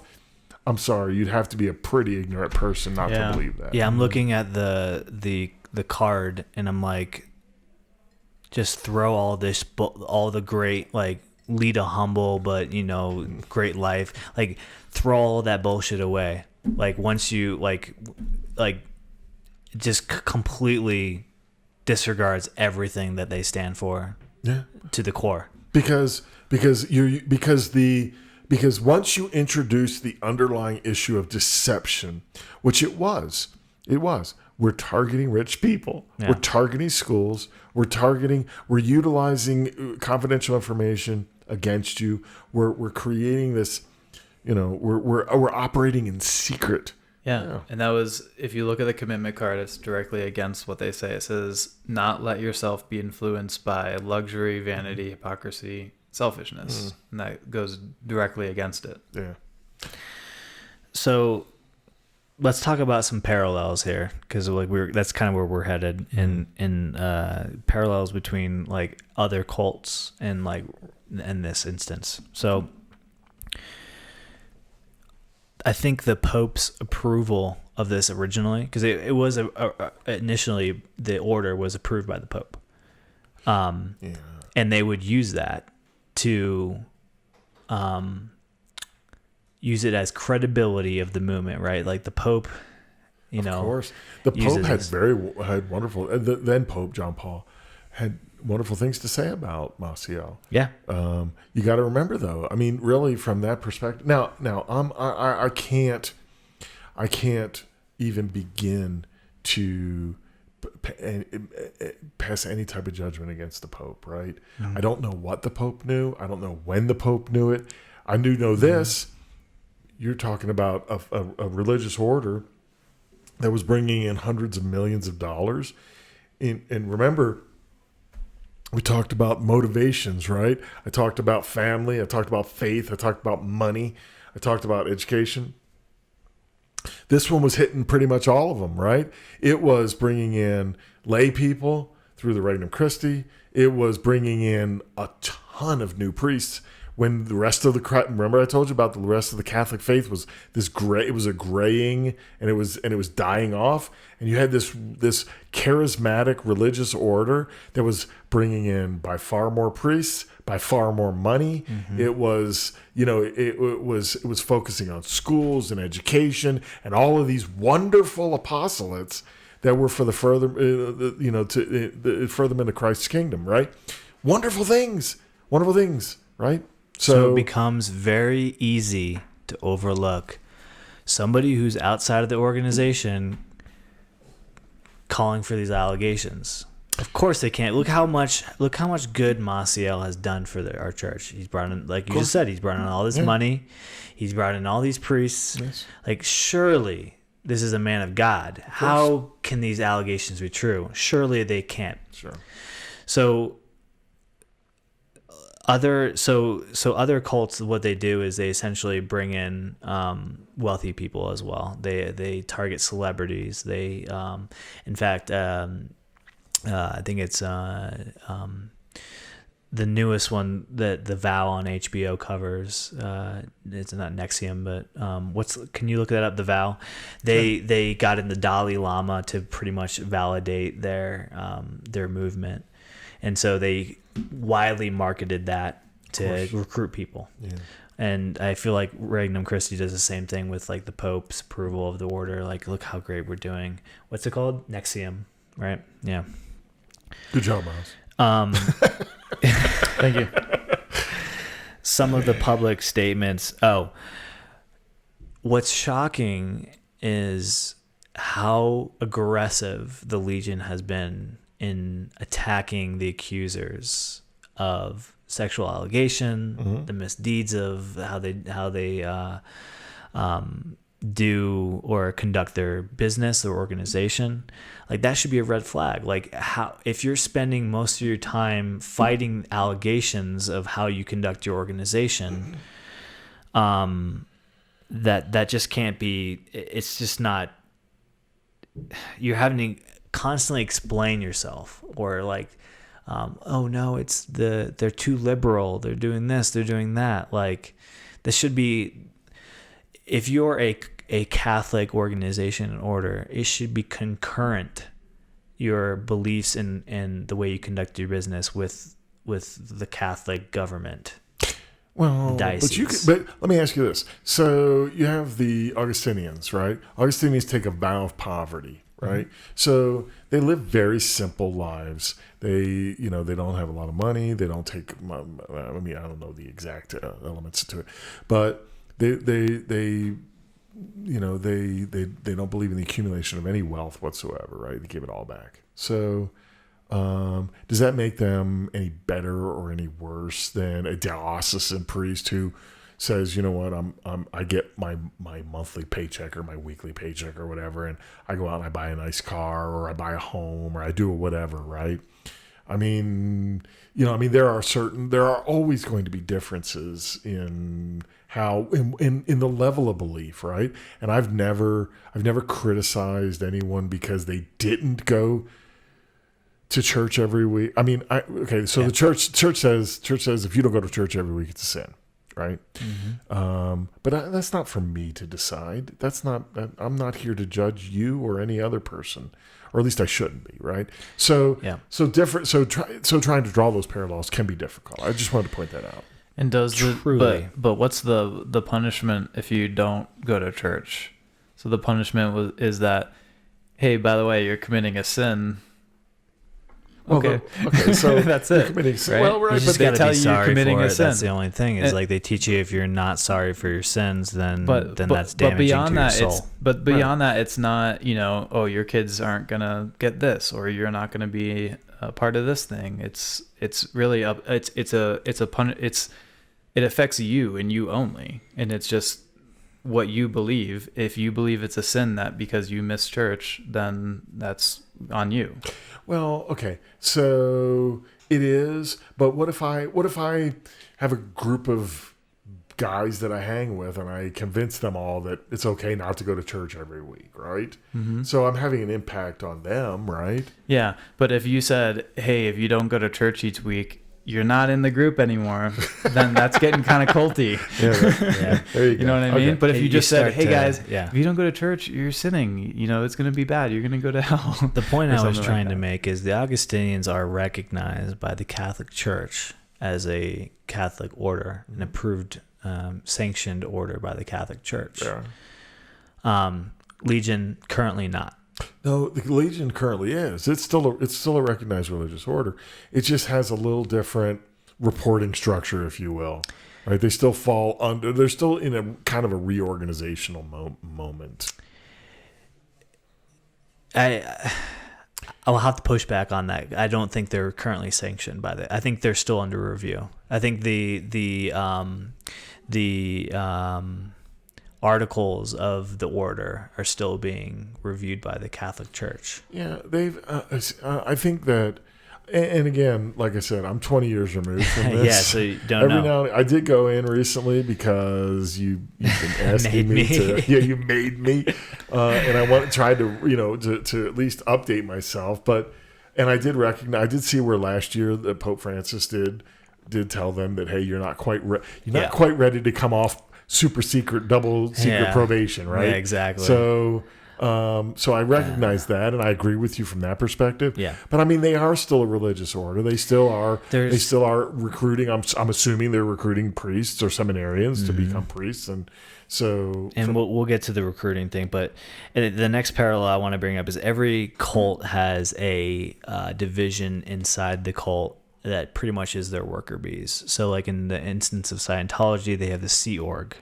Right. In the instance of the Legionnaires of Christ, it's the Regnum Christi organization. And hugely important. Hugely important. These are the people that are doing the recruiting. These are the people that are running the schools. Right. These are the people who are essentially funding the $800 million a year and spreading the word of Maciel. Hold up. They're not spreading the word of Maciel anymore, right? Not anymore. Not anymore, right? But they kind of still are. Well, they're still right. Yeah, there's still a lot Maciel of. has crazy amount of what they would call like scripture or like books that he's written, right? And they still use those teachings because they can't separate the fact that this guy was fucking kids, right? And conducting Catholic teachings. Right. Like, at what point do you say, do you think that they need to completely remove themselves? But that's not for me to decide. I know it's not for you, but That's in for the your Pope to opinion, do you think they should? In my opinion, I thought they should have been disbanded. Yeah. I thought they should have been disbanded, and then the priests that were affiliated and the groups are affiliated. Again, keep in mind, we're not talking about bad people. Mm-hmm. We're not. When I talked about the 14 or 15 different elements, apostolates that are geared towards attracting children, there's nothing wrong with that, right? Mm-hmm. There's nothing wrong with having kids for Jesus or kids for Christ or whatever it is. It is good. It's an educational. It is now. What I can't tell you what they're teaching. I can't tell you what they're not teaching. I assume that these people have good intentions. I assume that their intentions are the furtherance of Christ's kingdom. That the faith of the Catholic Church is first and foremost in their mind. Whether or not they are still following Maciel, that to me, I got to tell you, when they finally admitted that he was doing the things that he was doing. The first thing I thought was, it's over. It's over. There's no way they can survive this, and there's no way they should survive it. But there's so many again, all these dominoes and all these tentacles have sub tentacles, and I think it would be very damaging. Just as it was damaging to me, I stepped away. I was only there for a year. Can you imagine if you'd been building some of these apostolates for tens or 20s of years, and then all of a sudden they said, "Oh, no more. You're done." So I think it's very fragile. And again, faith is a very fragile thing. I suffered tremendously over this. Yeah. And many people that we know suffered tremendously.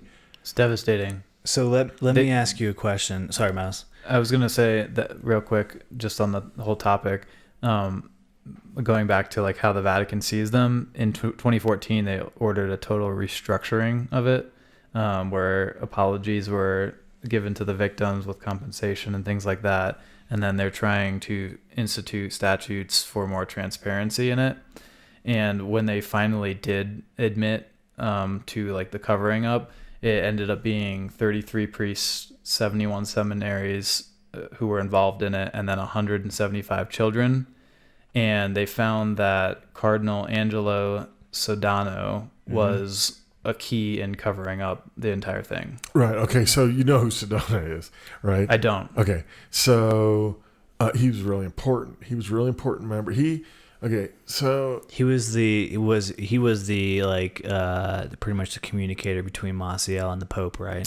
yeah, you got to remember the Catholic Church, not unlike any huge corporation, has varied. I mean, all these different offices, if you will, It's like right? rigid structure, Right. Yeah. And so Sedona's had to come under a lot of, he was, unfortunately, he was instrumental in covering up a lot of the sexual abuse cases that were brought to the Vatican, right?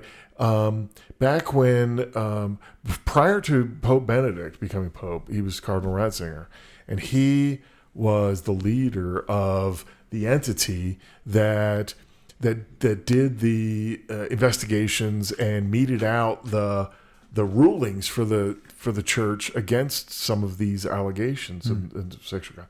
Now, depending on who you talk to, who you listen to, as the leader of that, Cardinal Ratzinger did try to take some action against some of these priests that had some significant allegations. It wasn't just Maciel. I mean, we know there's many more than that. Yeah.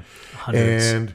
And so, but he was hamstrung by people like Cardinal Sodano, who felt that, unfortunately, in my opinion, felt that the preservation of the church was far more important than acknowledging and caring for the most vulnerable members of the church, and those being our children, right? And so he was a huge obstacle, I believe, in preventing Cardinal Ratzinger, who then became Pope Benedict, from revealing that. Now, once he became the Pope, he was the one that directed that Maciel be sent off to the funny farm, right? That he was no longer allowed to, he had to live this life of whatever. Now, he didn't come right out and condemn him. So, but there's also, again, I think that there's a lot of political and headbutting and posturing that takes place at that level that prohibited him, or that at least made it very difficult for him to do that. Yeah. But at least he did something, and I think that was what was most important. But Sodano, Right. very, very, very key player in cover-ups of many, many instances of sexual misconduct in the Catholic Church. Yeah, that's interesting. These people that were discussed, like the leaders of the Catholic Church, one of their duties is to maintain the integrity and the longevity of the church. Of course. So in doing that, they will make extreme exceptions, or they will dismiss behavior to not have or relay the perception that the Catholic Church has done something wrong. Okay. Right. So, well, all right, but you know what? Like, Here's so the this thing. guy, the guy, what was his name? Angelo Sodano? Sodano. Okay. He's a piece of shit. All right. So I looked into this guy. He's an absolute this guy has a special place in hell. He accused the victims of lying. He turned the tables and essentially led litigation against victims of sexual conduct or misconduct. And he did it to preserve the longevity of the church, to preserve the longevity or to preserve the integrity of the perception of the Catholic Church, because it was quite clearly crumbling under these allegations. Which brings me into my next parallel, which is, interestingly enough, though, just I think if he'd have come out, if they'd have just done the right thing from the beginning, yes. even when I say from the beginning, I mentioned that the first allegations came out in like the 4th century, right? The first recorded allegations of misconduct.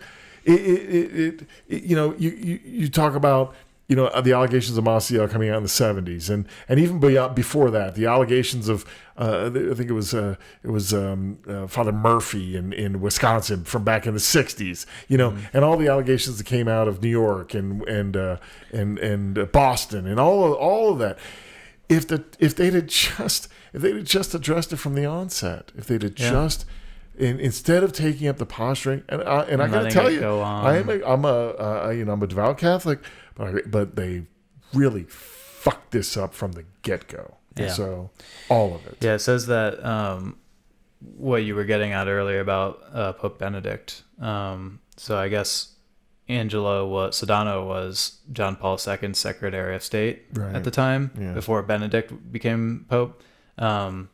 He pressured Ratzinger into stopping investigation into the cases of abuse. Yeah. These people who are leading the Catholic Church will go to no end to, and it's been a lot, a little bit more transparent. They will go to no end to preserve the mission of the church, and some people that's not exclusive to Catholicism, right? Be careful though, because I mean, not all of it is evil, right? And when I say that, Sedona, I agree with you. Sedona had to have known, had to have understood, had to have embarked on a mission to preserve the church at any cost, right? Now, I don't happen to subscribe to that. I understand it. Sometimes you'll see the same thing in corporations of, again, if you were to equate the Catholic Church to a corporation, that's exactly what they would have done. A big corporation. They would have denied the liquidity and did damage control, and then maybe paid a few people off to hush it up, right? But Jesus, we're talking about the Catholic Church, right? And so understand that there are some people. Now, there are many people. There are many people who do not subscribe to that. But at the same time, you also have to take the position of you can't necessarily, not every allegation is pure. Not every allegation is true, right? Remember what I said? I said when I was doing the research and I looked at the allegations and I saw the things that were said, the way that it was discussed, the way that it was disclosed, the conversations that were had, I looked at that on the surface and I was able to go, and this was from my experiences in investigating these things. And I went, yeah, that's a very credible allegation, right? Now, I could have been wrong on some of them, but I damn sure wasn't wrong on all of them. And it turns out I wasn't wrong on any of them. but there's many people who could have looked at that and said, oh, I know Maciel. There's no way that he could possibly have done these things. Or onesies and twosies, right? Now, once you get up to threesies and foursies, well, then maybe there's, you know what? Maciel, look what he's doing. He's doing all these wonderful things for the church. And these people are just trying to bring him down, right? And you can believe that, just like the people in Regnum Christi can believe the purity of what's going on because they are living the card. They're living the card, and they believe in all of these things just as I did. Just as I did. All of these things are pure, right? And you're willing to overlook those oddities, right? That doesn't mean that I subscribe to the oddities. It doesn't mean that I support the oddities, but I might be willing to perhaps argue against those being oddities for a while, right up until the point that, again, you start to come into focus and you go, dude's fucking little boys. How many little boys have to come forward before you go, the dude's fucking the boys? Yeah. Yeah. It's concerning to me because so many people, they're not like I don't think there's been an effective response against all of this, and in that the Legion still operates and there's still schools for lay consecrate girls. Like, I came across a blog called 49 weeks out of the year, or 49 weeks of the year, and it's a blog of 77 women who've come forward who are attendees of this school in Rhode Island, sanctioned by and run by the Legionaries of Christ, who and it's called 49 weeks of the year because they were only allowed 3 weeks out of the year to see their family, and they were discouraged from talking to their family. There's one girl I counted where they had mental abuse, even physical abuse. She was very sick. This lady, this poor child, was very sick, and the people from the school were discouraging her from. They were telling her, "Don't tell your parents because then you won't be able to become lay consecrated. Like, you won't be able to come here and you'll have to like see a doctor, and we don't want that." Like, this kind of like behavior, like, are those bad people? Like, but these people are running the school and doing these things and having these kind of behaviors and defending the misdeeds or what's happening because they see it as a further of the movement. Are those bad people? Do you think those are bad people? I think it really depends on. I think it really depends on what their intent is, right? What their true if their intent is to further the movement of the order, which the order is to further the relationships between man and Christ. Mm-hmm. If that's their intention, like, but they're still doing bad things, like right. The parallel. It comes down to the whole: does the ends justify the? Yeah, like the example could be like the guys who blew up the Twin Towers thought they were furthering the movement of their faith. Were those bad people? We surely fucking think so. Right. Yeah, because they killed people. But killing people is bad. And so is fucking kids and telling little girls who are 16-year-olds that they can't talk to their parents about the illness they're having and the mental abuse. Like, this is the point I'm getting at. Is like, but how far is too far? Okay, because it's all relative, right? It's all relative. So if you really truly believe that Myles can become a better person by hiding or secreting himself from his wife for 3 hours a day and consuming excessive amounts of alcohol, right? And you really believe that, even though clearly a reasonable person would look at you and go, really? I mean, and you convince him of that because you believe that it's going to make Myles a better person.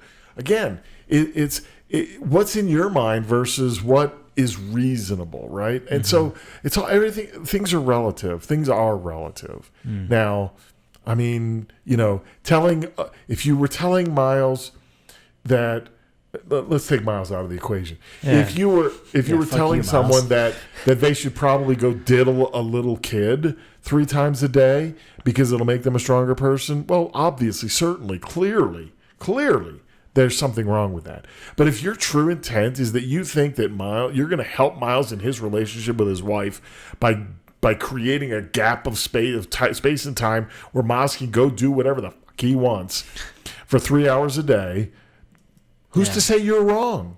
Yeah, science. Who's to say that science? Physics.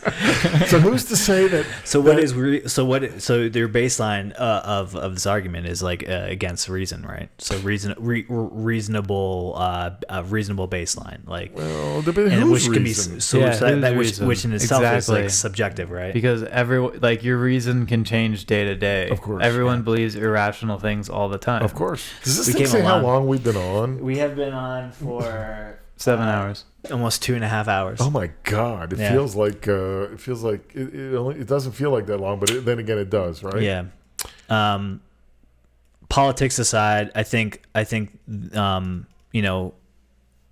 story that you laid out was really important. I think to document because maybe somebody else is. I mean, we've already come into people that like we were like, oh, you went to this school too. Like the story of this is important to get out, and I think this is a great medium to express that. So I want to thank you personally for coming on and doing that. And hopefully they don't come after us. Hopefully, here's the thing. Again, I want to make sure that we understand that the people that are involved in some of these, in most of these things, be it the Regnum Christi, be it the apostolates, be it the Legion itself, I think the overwhelming majority of these people have very pure intentions and very pure thoughts, and they really truly believe in the furtherance of their faith and the kingdom of Christ. So that's important to make sure that we understand. Just like many, many, many people who are involved in what, and I'm not suggesting they're a cult. I'm suggesting that they do exhibit cult-like behaviors, right? We know that many folks are, they after the fact they'll look back and go, I can't believe I didn't see that, or maybe I did see it but I didn't believe it, or maybe it was so. And I'm not even suggesting that even today that those same characteristics exist in the Legion or Regnum Christi, because I don't know. I've disassociated myself from that.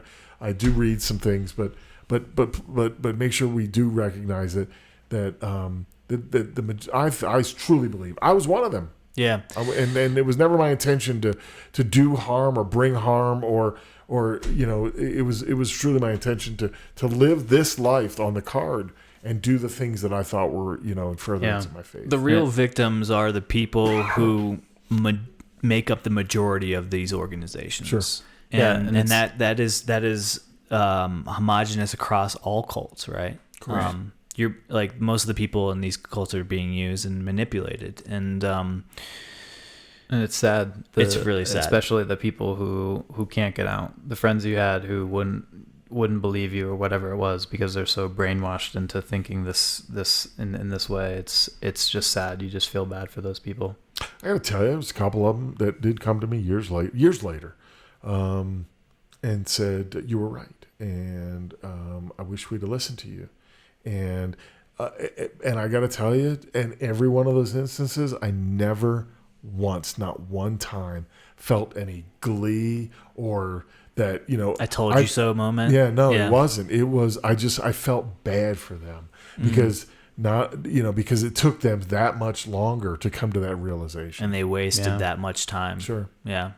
I think that's the big thing that a lot of people from like cults, their biggest like regret was they can't take back the time that they spent.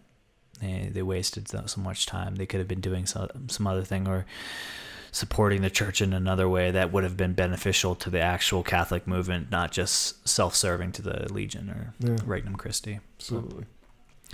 Well, again, thanks for being on. Thanks for bringing me out here with this all expenses paid vacation. With all the you just said you do that for shrimp. all your guests, right? Oh yeah, totally. Yeah, There was just the red and green M&Ms So in the it was bucket. the red and brown. Brown, that's right. Yeah, Thank that's what you. it was. Yeah. Yes, and don't forget www.zachsalesnaples.com. Yeah, if you ever Shout out to Ethan. If you ever know anyone who has been in a cult, who's in a cult that can't get out, go to www.zachsalesnaples.com. Thanks. Appreciate it. Thanks for listening, everybody. Until next time, adios.